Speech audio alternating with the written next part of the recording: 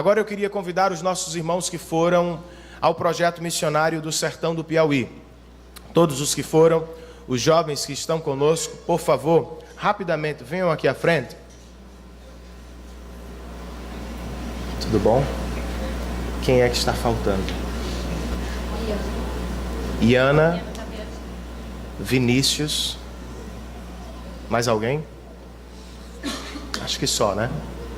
Além desses jovens, outros 2 foram ao campo missionário com eles, mas não puderam estar conosco. Vinícius esteve conosco pela manhã, testemunhando, e Iana precisou fazer uma viagem com a família. Mas todos eles passaram 25 dias? 21 dias no sertão do Piauí e deixaram ali, para a glória de Deus, mais uma igreja plantada no sertão. Detalhe, a igreja não recebeu a placa da presbiteriana, ela recebeu a placa da igreja batista. E isto indica um movimento saudável no meio das igrejas. Nós não temos a missão de plantar igrejas presbiterianas apenas, irmãos. Não há mandamentos na Bíblia, vão e plantem igrejas presbiterianas. Há na Bíblia o mandamento, vão e façam discípulos de todas as nações.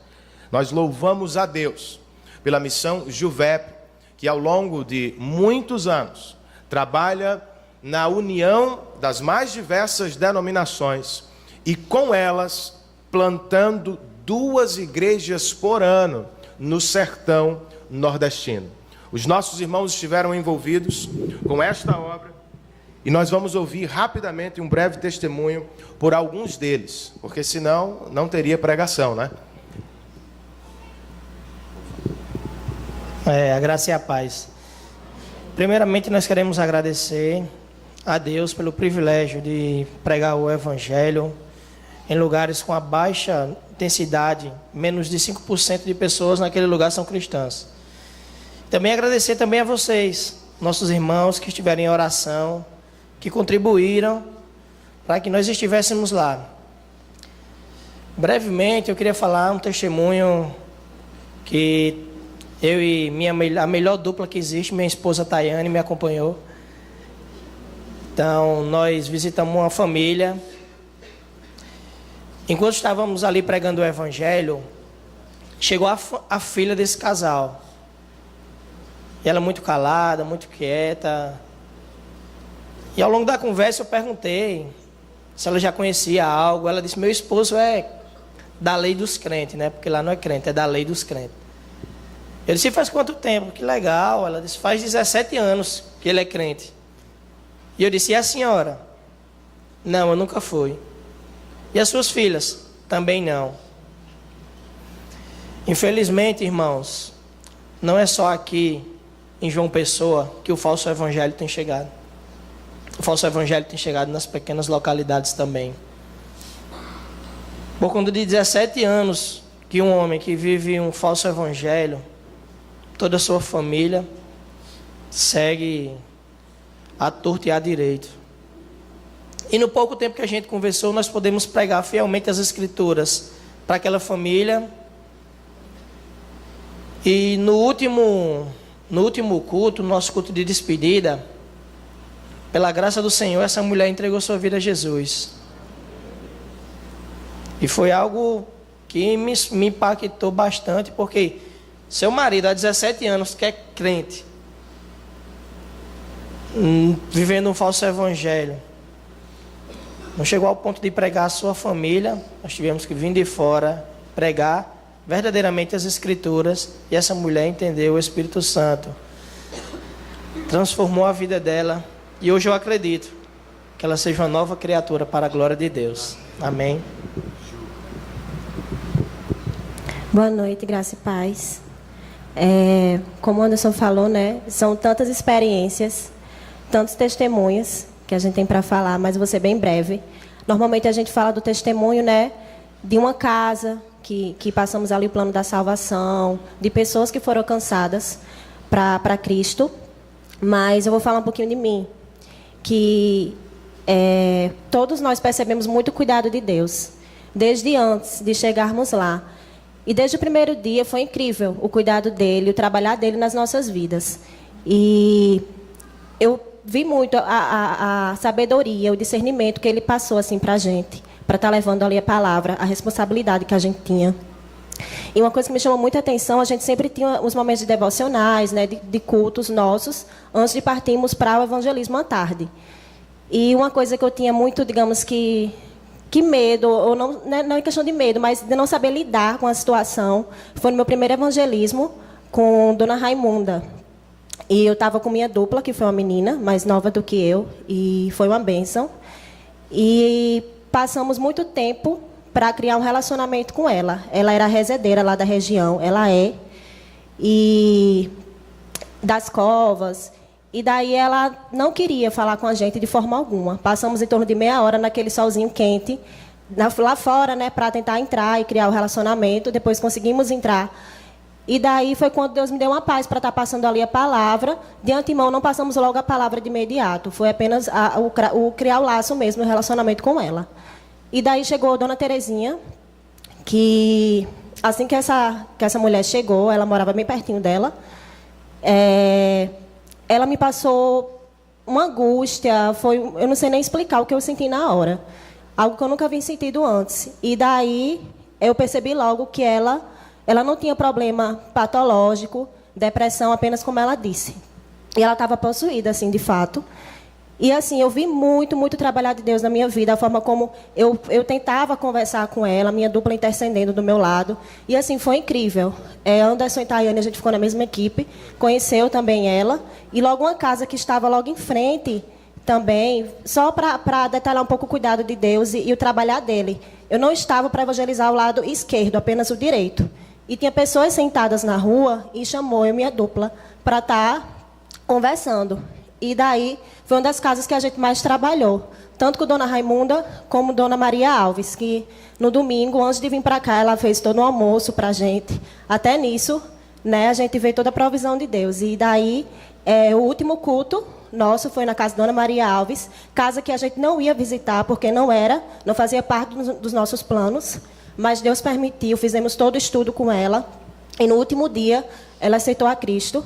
E assim, glória a Deus por tudo, por todo o cuidado dele, o trabalhar dele. Eu só tenho que agradecer a Deus por isso. Boa noite, igreja. Bom, para mim, esse projeto, e creio que para todos nós, todos os projetistas, foi um divisor de águas na nossa vida, principalmente na questão de nós nos dispormos mais à obra missionária, né? E o que me marcou assim mais em resumo seria que nenhuma alegria terrena ela se compara ao prazer de pregar o Evangelho e ver vidas se entregando ao Senhor. Isso não tem nenhum preço. E a gente cada um de nós teríamos várias experiências para contar aqui, mas como o tempo é curto, né? Duas que me chamaram mais atenção foi eu era da zona rural e eu e minha dupla estávamos passando, encontramos um senhor, o seu Manuel, e começamos a falar de Jesus, e ele estava muito interessado, fazendo várias perguntas para nós. E ele falou que o cunhado dele, que morava ali perto, odiava crente, né? Porque lá eles têm muito essa questão de lei dos crentes e lei dos católicos. Então ele falou que odiava crente, mas daqui a pouco ele chegou, esse cunhado do seu Manuel, com a sua família, começou a ouvir também o Evangelho, nos convidou para entrar na casa deles, deu presente depois no final para nós. Então para mim isso marcou muito, porque infelizmente nós não vimos assim eles se entregando a Jesus, mas a semente foi plantada, nós fizemos estudos na casa deles, e só o fato dele ter aberto a porta da casa dele, né, para nós já foi algo assim realmente maravilhoso. Outra questão também é das operações campo, que é quando a gente sai de manhã bem cedo, volta à tardinha. E a gente sai só com uma barrinha de cereal e uma banana para ficar o dia inteiro evangelizando. E aí, e a gente, até eu estava com uma das operações, eu estava com a Ju, e Deus respondeu a nossa oração. Uma das casas que nós fomos, nós recebemos almoço, e foi muito bom isso. Mas melhor do que isso, foi porque a família que nos deu o almoço, foram duas famílias que estavam lá juntas, entregaram a vida a Cristo. Então, essa é a parte mais importante, irmãos. Outra coisa também, bem rapidinho, pastor. O que me marcou demais também foram as crianças. Teve muita criança que entregou a vida a Jesus. E muitas vezes nós, como igreja, negligenciamos a evangelização infantil. E, na verdade, é muito importante. Tinha crianças, nós ouvimos histórias lindas de crianças que entregaram a vida a Jesus e depois contaram para os seus familiares, para os seus amigos. Então, nós ficamos muito felizes e esperançosos que eles serão os futuros missionários daquela região. Então, nós pedimos para que os irmãos orem pela Lagoa de São Francisco, essa cidade do Piauí, para que as sementes que foram plantadas possam frutificar para a glória de Deus. Nós vamos fazer isso agora. E eu tenho uma certeza, o presbítero Davi Patrício não pode ir ao projeto. Uma barrinha, eu acho que não enche esse tanque, não. Ele fica na intercessão, à distância. Nós vamos fazer esta oração, irmãos, dando graças a Deus pela vida dos nossos irmãos, pedindo pelas pessoas que foram evangelizadas, que o Senhor siga discipulando-as e que de fato uma igreja surja naquele local. Vamos orar pelo nosso irmão Levi Edrey, que está em Caruaru. Ele está pregando em uma igreja congregacional, com quem nós temos uma boa relação, e com o propósito de estabelecer uma parceria missionária pensando na África. Então vamos orar por isso também, e vamos aproveitar o momento para orar por Marco. Por favor, Marco, vem aqui na frente também. Marco vai fazer uma viagem à Espanha. Ele vai completar a obra que o apóstolo Paulo só pensou em fazer. Ele foi ano passado, gostou demais e disse, eu vou voltar. Só que no ano passado ele foi fazer turismo.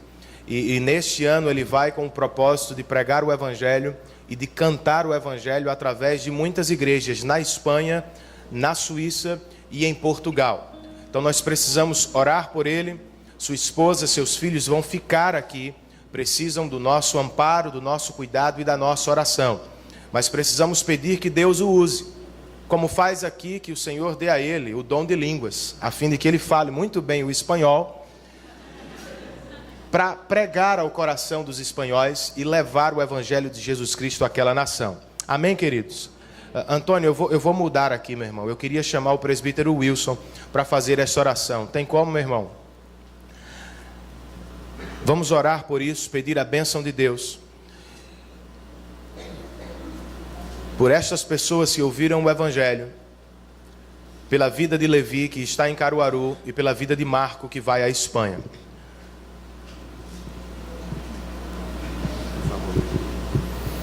Oremos. Pai querido, nós queremos te agradecer por este momento, por todos esses testemunhos dos teus filhos que foram ali levar a tua palavra naquela cidade, no Piauí. Somos gratos, ó Deus, pela vida de cada um dos teus filhos que dedicaram o seu tempo, a sua vida, os seus bens para implantar o teu reino ali naquela cidade.